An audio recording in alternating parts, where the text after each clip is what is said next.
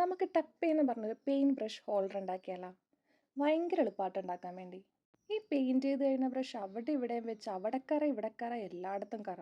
ആ പിന്നെ കുറച്ചൊക്കെ കറ നല്ലതാണ്. നമ്മുടെ സർഫ് എക്സലിൻ്റെ പരിസ്ഥിതി പറയണ പോലെ. പിന്നെ എല്ലാം കഴിഞ്ഞ് നമ്മൾ തന്നെ അത് ക്ലീൻ ചെയ്യണം എന്നാലോചിക്കുമ്പോഴാണ് എന്നാൽ പിന്നെ ഒരു ബ്രഷ് ഹോൾഡർ അങ്ങോട്ട് ഉണ്ടാക്കാമെന്ന് വെച്ച്. ഭയങ്കര സിമ്പിളാണോ? ക്ലേ എടുത്ത് ഇതുപോലെ ഒന്ന് പരത്തി കൊടുക്കും. രണ്ട് ചെവിയും കൂടി അങ്ങോട്ട് സെറ്റ് ചെയ്യാം. ഇനി പൗഡർ ഇട്ട് നല്ലോണം ഒന്ന് തടവി കഴിയുമ്പോൾ നല്ല സ്മൂത്തി ഫിനിഷ് ഒന്നും കിട്ടും. എല്ലാം കഴിയുമ്പോൾ ദേ ഇങ്ങനെ ഇരിക്കും.